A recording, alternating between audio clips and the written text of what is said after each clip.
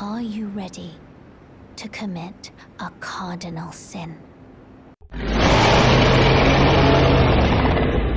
If there's one question that I've wrestled with the most as someone who enjoys playing Dungeons & Dragons very much, it has been whether or not and how would I be able to play a dragon in Dungeons & Dragons.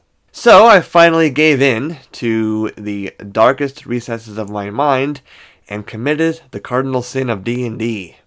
I crafted a rule set that enables you to play a totally legit dragon in D&D. You're watching Monster Week, a community event put together by Pointy Hat and Ginny D to bring together content creators under a common theme. This week is all about dragons. Most people, myself included, think that dragons are off limits. Legendary beasts, yes. Player characters, not so much. But why not? I mean, come on, it's Dungeons & Dragons for crying out loud. And what if you could actually scale it down? What if you could actually make it, less powerful at the beginning and more powerful at the end? Here's the core philosophy. In a make-believe game like Dungeons & Dragons, you should be able to play any type of character you want, including dragons. The main caveat is that your character needs to begin the game weak at level 1 and become exponentially more powerful by the time they reach level 20. And I promise you that playable dragons are no exception to that rule. I created a system where you start as a very young dragon, still growing into your power.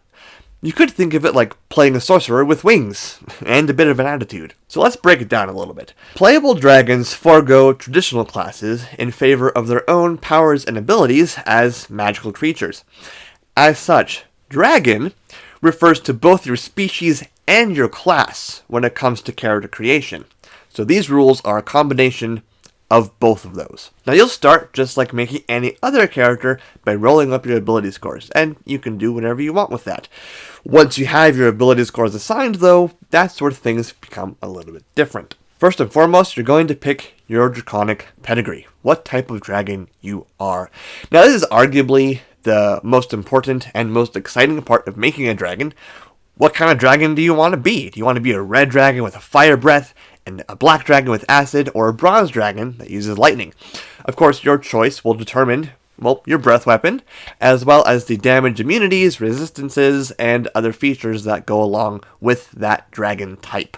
Now, as important as it is to figure out, what breath weapon you prefer, the type of dragon you pick will also probably determine your character's flavor, the way you choose to roleplay them. Obviously, you can roleplay any dragon any way you want. Yeah, you can play a red dragon who's kind of a good guy, or a gold dragon who's a bit rude and mean, but there's nothing wrong with taking the pre-existing lore behind different dragon types and playing into those. So once you pick a dragon type, you have all the classic features of that dragon. But here's the twist. The power of your draconic abilities gets stronger as you level up. Wow. That's so deep. And you don't start with everything right away. For example, your breath weapon, which arguably is the central aspect of your dragon character, is one of the class features that evolves as you level up. Its area effect gets bigger, the amount of damage dice you use increases, and of course, the saving throws that your enemies have to make against you become nearly impossible. Now, breath weapons aren't the only thing that gets bigger and better. Literally every aspect of your dragon character will see improvements as you level up. So, how do equipment and weapons work? My claws are spears. Well, you can't wear armor, and you can't wield weapons in exactly the same way that a humanoid player character might. Here's the thing though, your dragon scales is your armor, and those get tougher as you get bigger. Your claws, your teeth, and your tail all count as natural weapons, which you are proficient in. And those each deal slashing, piercing, and bludgeoning damage respectively. Because you're a beast, literally. Play into that. Now you might notice that dragons are also proficient with simple weapons. And there's a reason for that, because later on, you will possess the ability to shape change into a humanoid or a beast of your choice, as long as the challenge rating doesn't exceed your dragon level. So if you prefer to go a little incognito into Neverwinter as a humanoid, well, you don't want to be totally defenseless. So yes, dragons have the ability to use simple weapons. Now, the real question, flight. Yes, you get flight, but not until level 4. Now that might seem a little bit arbitrary, but I did have to nerf this character somewhere. So at level 4, your wings fully grow and you gain your flying speed. Now I didn't just make that change completely arbitrarily. I do have a reason for it.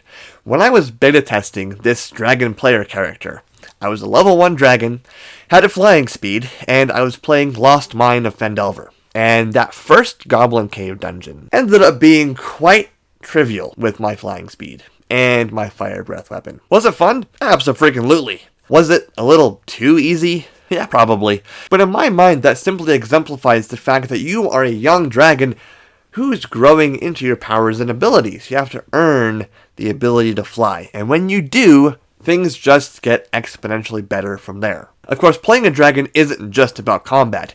It's about role-playing the creature that everyone else fears or respects. Imagine walking into a town and everybody freaking out, or trying to convince the local paladins that you should not be hunted down and killed. Because see, you're not just another adventurer, you're a potential ancient threat. And that tension is gold, if you play it right. And when it comes to role-playing a dragon, I like to remember the rule of cool. And there's a quote from Fizban's Treasury of Dragons that I absolutely adore. Fizban says, "To portray a convincing human, one must embody greed, selfishness, and vigilance. To portray a convincing dragon, one must relax." Now, look, I didn't just slap wings onto a character sheet and call it a day. I did balance this against other classes, mostly. You don't get spell slots, you don't get equipment, you don't get magic items in the same way other characters might. You have innate abilities as a dragon that you have to grow into, but not start with. And you might be exceptionally tough at level 1, but you're still looking at low double-digit health points. There are still plenty of threats in the monster manual that could lay you low, especially other dragons. You might have a DM who will fight fire with fire, literally. I mean, according to lore, red dragons are amongst the most aggressive and territorial of any dragon type. So your mere existence as a dragon character could provoke a series of very challenging encounters. Now hopefully you don't have a DM who's totally mean and ruthless like that. But, I mean, every once in a while, I think it's the DM's responsibility to put players in their place. So I think it's healthy to expect your DM might pull a few things out of the magic hat. That might be a little bit too much, even for you. Here's the thing, playing a dragon is meant to feel powerful, but also isolating, dramatic, and story-rich. I mean, when you finally roar in battle, it's totally worth it. Playing a dragon in Dungeons & Dragons is the ultimate power fantasy. By the time you reach level 20, you're a fully realized dragon, with all the perks that come with that, and it's exactly what it sounds like. The best part is that the advanced features of each dragon type are specifically tailored to that dragon, making each one unique. Of course, that journey is still a long one. I mean, how many of us have actually played a Dungeons & Dragons game from level 1 to level 20? I know I'm still working on that myself. So just like any other character, patience is rewarded with power, and the feeling that you can take on the world. So if you want to try this in your own game, I have the full rules linked below. And hey, if you want to see what happens when a party is composed entirely of dragons, well, that video might be coming soon. Hit subscribe, and let's break the game together.